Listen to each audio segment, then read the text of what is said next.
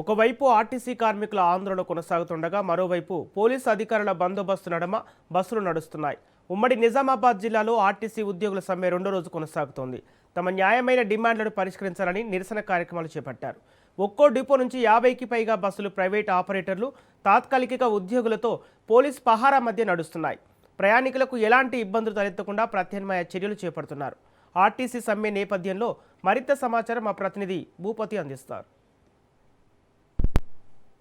వ్యాప్తంగా రెండో రోజు ఆర్టీసీ సమ్మె కొనసాగుతుంది. ఆర్టీసీ సమ్మె కొనసాగుతున్నప్పటికీ యథేచ్ఛగా బస్సులు మాత్రం తిప్పుతున్న పరిస్థితి నెలకొంది. మనం ఆర్టీసీ బస్ స్టాండ్ లో ఉన్నాం. బస్సులు మాత్రం యథేచ్ఛగా తిరుగుతున్నాయి. నిజామాబాద్, హైదరాబాద్, సికింద్రాబాద్, వరంగల్, కరీంనగర్, ఎల్లారెడ్డి, సిద్దిపేట ప్రాంతాలతో పాటు పెద్ద సంఖ్యలో బస్సులను యథేచ్ఛగా తిప్పుతున్న పరిస్థితి కనబడుతుంది. మనం విజువల్స్ చూడవచ్చు. బస్సుల్లో కిక్కిరిసి జనం ప్రయాణాలు చేస్తున్నారు. తమ ప్రయాణాలు యథేచ్ఛగా కొనసాగుతుంది.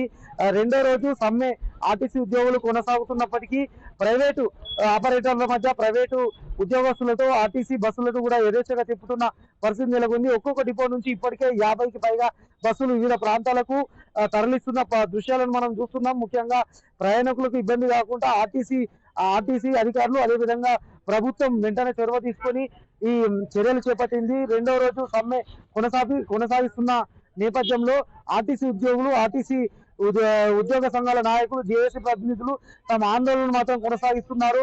తమ సమస్యలు పరిష్కరించాలా, తమ న్యాయమైన డిమాండ్లను పరిష్కరించాలని డిమాండ్ చేస్తున్న పరిస్థితి నెలకొంది. ముఖ్యంగా వేతన సవరణ చేయాలా, అదేవిధంగా కార్మికులకు సంబంధించిన గత ఎన్నికల సమయంలో ఇచ్చిన హామీలన్నీ పూర్తి చేయాలా. గత ఎన్నికల సమయంలో పిసిసి అధ్యక్షుడిగా ఉన్న రేవంత్ రెడ్డి, ప్రస్తుత ముఖ్యమంత్రి, ఆర్టీసీ ఉద్యోగుల సమస్యలను పరిష్కరించే వరకు తమ పోరాటం ఆగదని కూడా ఆర్టీసీ జేఏసీ నాయకులు చెప్తున్నారు. దీంతో ఒకవైపు బస్సులు నడుస్తుండగా మరోవైపు పోలీసు బందోబస్తు నడమ బస్సులను యథావిధిగా తిప్పుతున్న పరిస్థితి నెలకొంది. ముఖ్యంగా నిజామాబాద్ జిల్లా పరిధిలోని నిజామాబాద్ 1 డిపో, 2 డిపో, ఆర్మూరు, బోధన్ డిపోలతో పాటు కామారెడ్డి జిల్లాలోని బాన్సువాడ, కామారెడ్డి డిపోలకు సంబంధించిన బస్సులు పూర్తి స్థాయిలో నడుస్తున్న పరిస్థితి కనబడుతుంది. దీంతో ఇటు ప్రయాణికులకు ఎలాంటి ఇబ్బందులు జరగకుండా, ఎలాంటి అవాంఛనీయ సంఘాలు జరగకుండా ఒకవైపు ఆర్టీసీ అధికారులు, మరోవైపు పోలీసులు కూడా భారీ బందోబస్తు ఏర్పాట్లు చేసిన పరిస్థితి నెలకొంది. రెండో రోజు కూడా ఈ బస్సులను యథావిధిగా తిప్పే పరిస్థితి కనబడుతుంది.